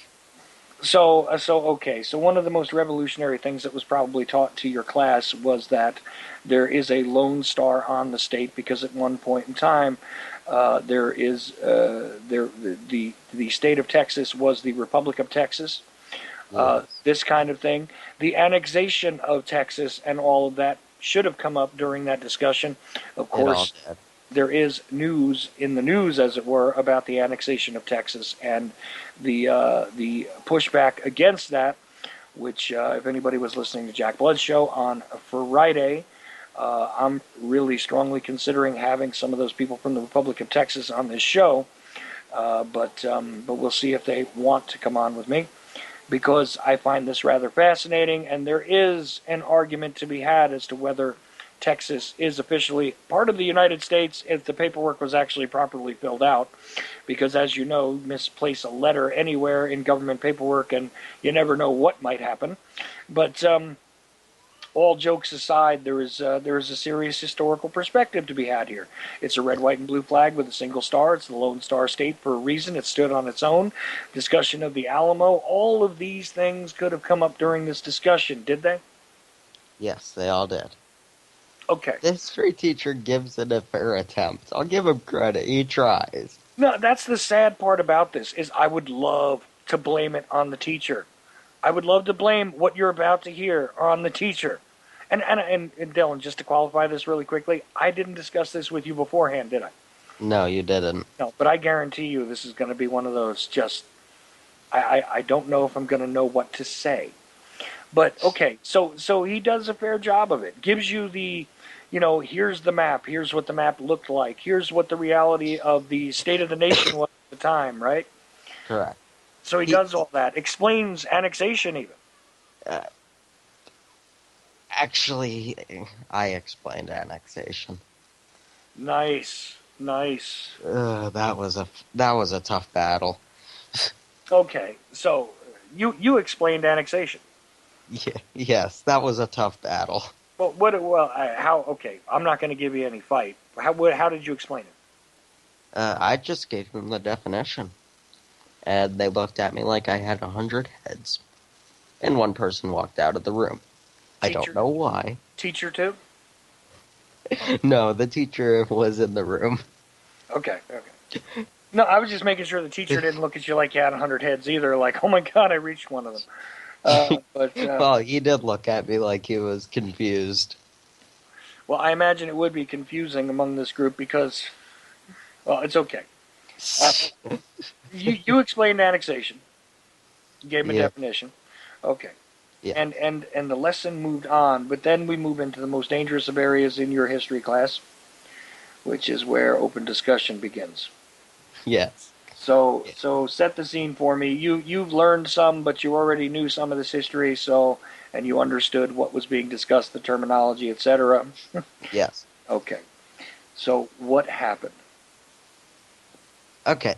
The only interesting thing that was said, somebody asked if one of the generals was General Barack Obama. Barack Obama. Yeah. Yes. Okay. Well, let's just assume that, maybe somebody had gym class ahead of time, got a head injury. Okay. But going forward, what next happened? Was there an answer to that, by the way? I think we were in shock for a little while. Yes, there was an answer. The history teacher banged his head on the desk. Yeah, I feel his pain. Okay. And you're just hearing it third person. To see it in the class and know that's one of the students that I'm getting judged on. Man, that must sting. Well, it just it makes you wonder if you shouldn't just go in and show Tom and Jerry cartoons to the class, you know. Well, they might be a little confused about that too. Probably. You have seen Tom and Jerry cartoons, right? Of course. Okay, just checking. Just checking. I watched all of them. Okay, cool. I love Tom and Jerry. Well, at least they could learn, you know, a few French phrases from them. Because remember the little French mouse? Yeah, they might ask if he's speaking English. Yeah, that's a possibility, I guess. Wow. Okay, so after your history teacher nearly gives himself a concussion on his desk, what came up next? Somebody asked if slaves were legal at the or somebody asked if Abraham Lincoln had done the emancipation yet. Okay. Which, okay, they got their dates wrong. Yeah, that's a minor thing. Well, that's not completely off planet, which is usually where these guys go. I mean, let's get down to it. Well, we haven't gotten to current events. Oh, wait, yeah, because this is the same group of, I mean, this is the same class, right, that told us that the Republican Congress was elected by aliens who wanted it that way, and that Barack Obama is actively involved in the genocide against black people, which I contend they might have actually gotten right. And of course, the same room that also wondered who actually won the Revolutionary War, which I think is also a valid question. And the same group who asked why there wasn't video footage of George Washington being inaugurated. Right, there's no video for the inauguration of Washington. Why not? Okay, so as I prepare to cringe, okay, was there any other historical banter about this? Historical? I actually left the room after that. Oh, you're kidding me. I'm not joking. So you didn't get the whole thing about current events, or you came back just in time for that? Current events was a different day. We have to make up for like 3 weeks here. Oh, okay, all right. So what is the debacle on the current events? Because that wasn't so bad. That wasn't so bad. No. Oh, this one's going to be worse. Oh boy. There was a current event about monkeys. Monkeys. Yes, how monkeys spoke, and the breakthrough on, I guess, how monkeys speak to each other. Okay, the actual natural communication of primates? The natural communication, but there was some confusion about that. Okay, because probably some of these kids had seen monkeys do sign language, and therefore, you know, because they've all seen the new Planet of the Apes movies. Yeah, they're gonna take it a step further. Oh God. Okay. They asked if those monkeys spoke English like the ones they saw in the movie. Okay. Oof. All right, so they're wondering if Planet of the Apes is real, or, you know, is that history? Okay. Yeah. All right. What else? See, we're getting worse. Yeah, I know we are, and that's why I'm like just kind of trying to.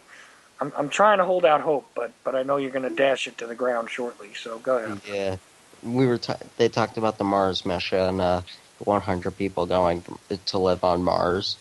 Oh yeah, I mentioned that too earlier in the week about. Yeah, it's an interesting story, isn't it? Yeah, the one-way ticket and all that. They're trying to select somebody, and I'd only caught part of the story, to be honest with you. But what was their viewpoint on that? One person didn't know that Mars was a planet, which, if you know the person, isn't that surprising. But then one person asked, well, why did... because they said they would be completely isolated from their families. This person yells in the middle of the video, why don't they just use their cell phone? There's no international coverage, or interplanet coverage. Wow. So they could use their cell phone from Mars.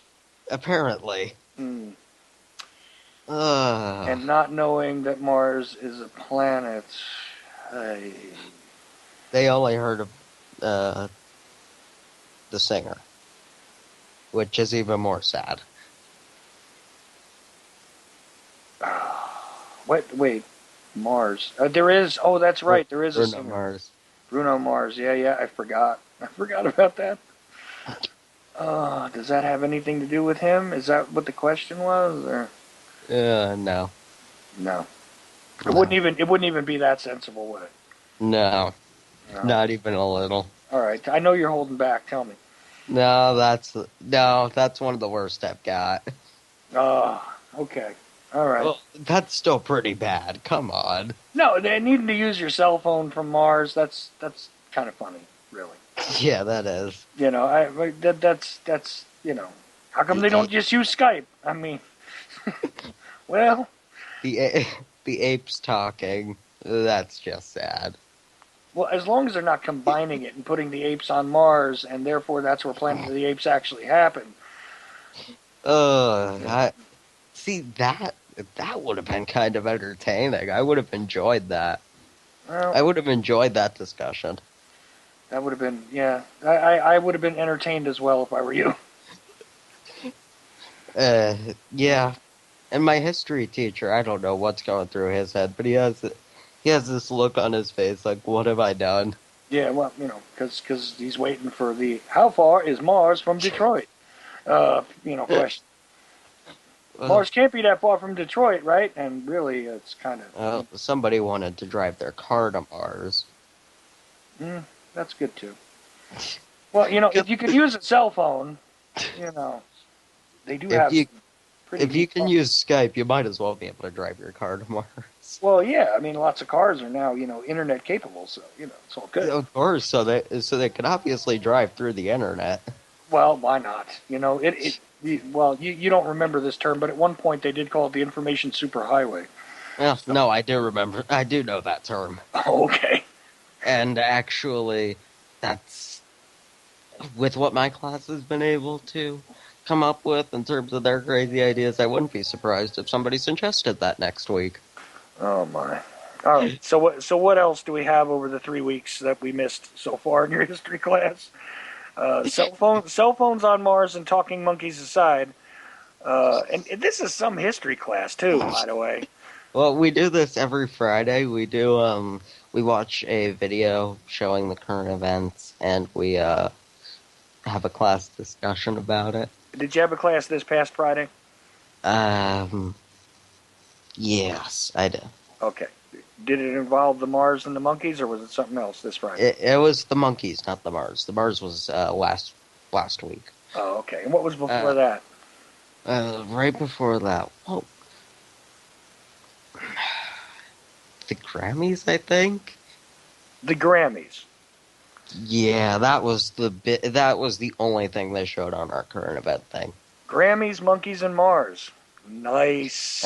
And Brian Williams. And Brian Williams. Well, it all makes sense now, Dylan. It all makes perfect sense. Monkeys, the cell phones, Mars, the Grammys, and Brian Williams. Wow. It sounds like an ecstasy party over at TMZ, is what it sounds like. It sounds like... Oof. Man. TMZ, Onion, and Daily Mail got together, and they still couldn't come up with half of this stuff. No, that's true.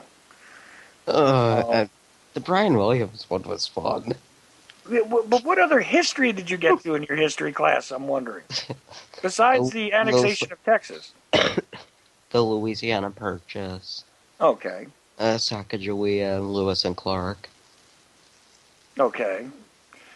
Well, how bad was the Louisiana Purchase? I mean, that should be pretty much cut and dry. It should be. All right, what happened? He showed a political cartoon of a Manifest Destiny, an angel flying over the land that we had purchased. Okay. This is always fun. Somebody asked if Lewis and Clark were angels and Sacagawea was God. What? Run that by me again. Somebody asked if Lewis and Clark were angels and Sacagawea was God guiding them through Satan's territory. And the teacher responded to this? No, the teacher ignored it. The teacher ignored it and moved on. Good on him. Damn. Okay. Wow. He probably ignored it just because of the religious connotations. You know. No. He had this look on it. He had this look on his face like, oh, God, help me. Oh, man. I feel sorry for this guy every time you talk to me about what goes on in this class. I do, too. He wonders why I want to move up to the honors class. I would be afraid to do so if I were you. Well, yeah, that's probably accurate. So you didn't start any fights this week in your history class, because usually you wind up being called names or something. So you didn't start any fights? Usually. Brian Williams almost got me into one. Oh. And how was that? Were you defending Brian Williams? Oh, God, no. Okay, were they defending Brian Williams? If you can call it defending. Did they know who Brian Williams is? Well, first they asked if Brian Williams worked for Fox News. Okay. Which isn't too bad. That's just somewhat sad. No, it's just I don't even take issue with that. That's not a problem. Go ahead. So far, so good. Right. Then they asked why Brian Williams got fired, even though they just watched a video of him lying, or of him saying he was lying, and then said so what? They're liars. They're liars. Who cares? Just read me the news. Oh, who was that? No, don't tell me. But I mean, was a couple of the kids. Oh, so somehow or other in this insane orgy of insanity, a couple of them are getting the point. No. I'm sorry. Maybe I misspoke. They said they don't care if they're liars, that they just want the news. Okay. Sorry. No, I just dashed your hope. You had to hit me with an oxymoron. That's what needed to be had right there. Okay, thank you. I appreciate that though, Dylan. That's really thoroughly depressing. Because I want a liar to give me the news, because they can just give me the news.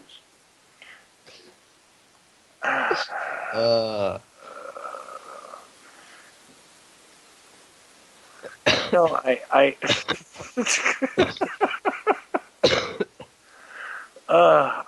you're coughing, and I'm just trying to keep my eyelids open over this. Oh man. Cell phones on Mars. I want liars to give me the news. Monkeys speaking English. Yeah. Even my dog's upset. My dog's upset over what he's hearing. I hear it. I hear it. Oh man. Well, okay, so we are actually doomed, and the intellectual arc of the country, if it is measured by your fellow classmates, is easily measured in small numbers. You don't even get double digits. No, not really. You know, their temperatures and their IQs competed for one another's supremacy atop the number line, as it were. Oh man. You know, and do they let these kind of kids loose in a chemistry class, I wonder? 5 of them are in my chemistry class. They gotta be dangerous. I mean, come on. There is no way that these kids are not dangerous in a chemistry class. They're the only kids who aren't allowed to do the labs when we have chemicals. No, personally, if I was there, I wouldn't let them walk down the halls without football helmets on either. But, you know, just me, I guess. I don't know. Well, the other sad part is they are considered some of the top students.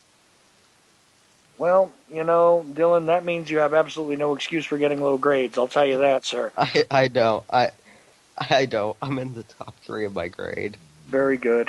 Very good. Well, I don't know where the other 2 kids are that are actually thinking, but one of them's in my English class.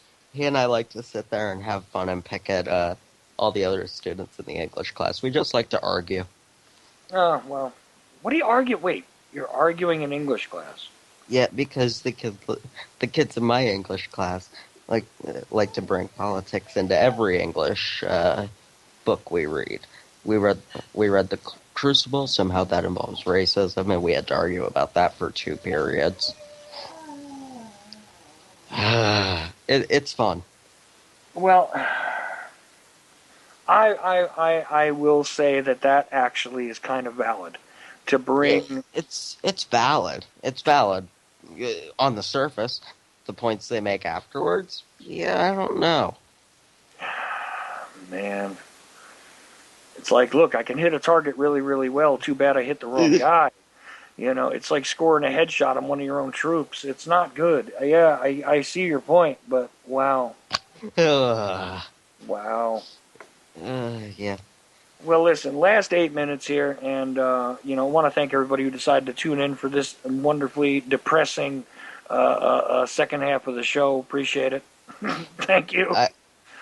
I'm very good at depressing people. Maybe I'll be back next week to depress you further. You know what? I might have to make this a weekly thing with you just to find out what's going on. So take notes. Take copious notes, sir. Because... Oh, I try to record a lot of these discussions. Oh, if you can get me an MP3 of some of these discussions, I would play them. I really would. If we could get, like, clear statements so I can prove to people that you're not making this stuff up, it would be so fabulous. Do people think that? No, I don't think so. But look, to anyone who does, if I were making half of this up, I would be doing stand-up. Maybe. I would be attempting to do stand-up. Yeah, stand-up depression? I don't know, dude. It's kind of rough. Oh, man. Well, anyway, you can find... Go ahead. I don't know. Stand-up depression, stand-up comedy. It makes me laugh. As long as you can laugh at your own pain, it's okay. Yeah. Laughing at the pain of others is far too easy a target. It's what they call low-hanging fruit. Anyway. Oh, man. And I can't laugh at these kids. They're awful. They're just awful. I mean, it's just intellectually devoid of any sort of notion of critical thought whatsoever. Chaos theory in motion is what it sounds like to me. I don't know. Somebody thought there were 60 states. 60 states? Yes. When did that come up? When we were talking about the Louisiana Purchase, how we purchased over half our land from there. Somebody yelled out, that's not even close to half our land. Don't we have that whole other side of the world, too?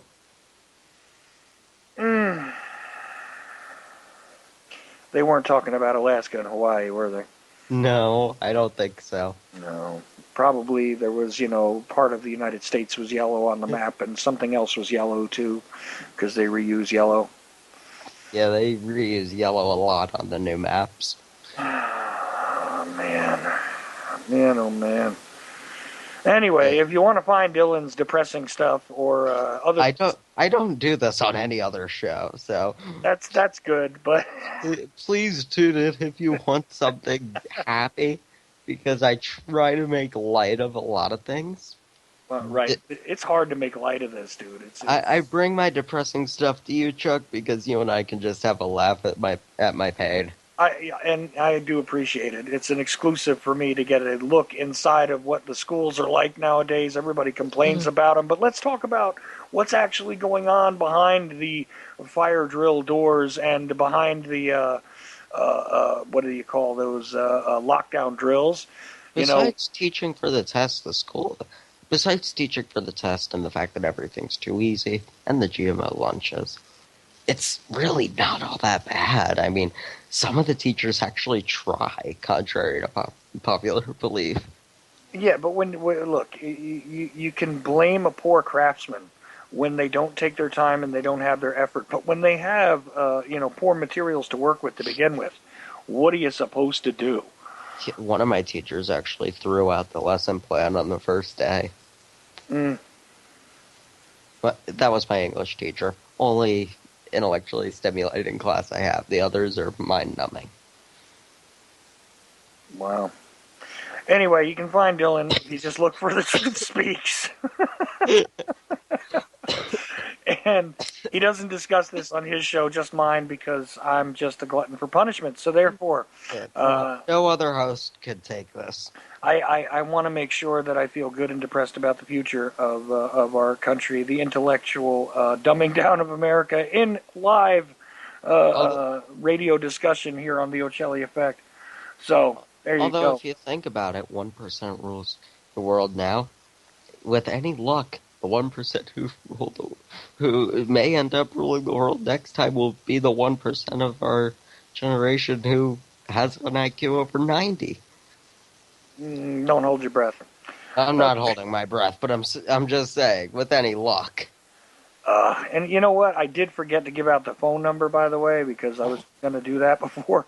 But I do have phone lines open in the last couple of minutes if anybody wants to jump in. I don't know why you would, but if anybody wants to jump in, 718-717-8296 if you want to. Or if you're on my Skype list, I'll add you in just for the chaos factor for the end of the show here. If not, my obnoxious bumper should kick in about 3 minutes. And of course, in my first hour, I had on Roger Landry. In the second hour, Dylan Wade came on to kind of get me good and depressed after I gave him, a lot of a headache reading through the Daily Mail article. I'll just consider this payback. There you go. For all the times you've read Daily Mail, Reuters. Now, Reuters is for special occasions. And you know that. You've read Reuters quite a lot to me, though, so... Well, it's graphically ridiculous. I should have checked about the Bill O'Reilly story on Reuters. I really should have, but... Well, hey, there'll probably be something in the news next week we can read Reuters about and discuss my depressing classroom. Oh, God. Anyway, so I want to thank everybody who tuned in to ucy.tv/TOE, and of course, if you're using your TuneIn app or anything else out there on your particular fondle slab of choice, you are more than welcome to join in and check us out further down the line on the YouTube channel, on the archives at ucy.tv/TOE, all over the place. By the way, the donate button is up there now. In case you want to try and further any of those efforts that you keep suggesting to me that you want me to do. Some things do require a little bit of investment. I only got about like $8 left on my Skype credits, so certain international guests I would require a little bit of fundage to get. So there's your hint for people that would like to suggest international guests. I actually would have to call them, and it's not a free call. Because some of them don't use Skype. Yeah, so, I hate that phone lines won't let you call Skype. Well, only if you're a premium member. So you got to pay for it monthly, and then you have a Skype phone number, and it works. Okay, that's probably why nobody can call me.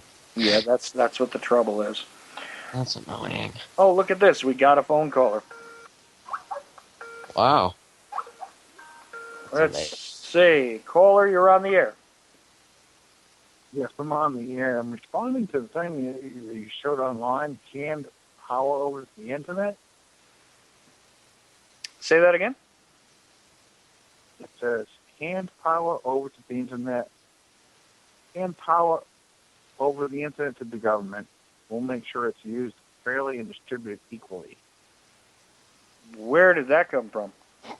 Facebook. Where your number is. Where my number is? Where your number is, yes. 1-718-717-8296. Wow. Well, that's the UCY.TV call-in number, and I've never heard that message. You got that message when you tried to call in? No, I saw it on Facebook, and I'm calling that because I'm, thinking that you're wrong on this, but...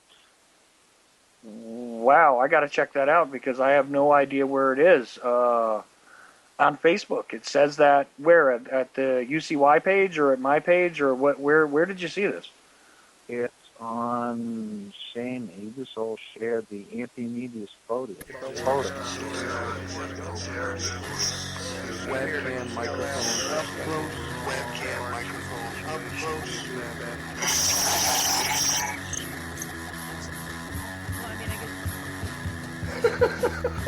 At the age of 19 in 1962, she was a... See, but I have the files.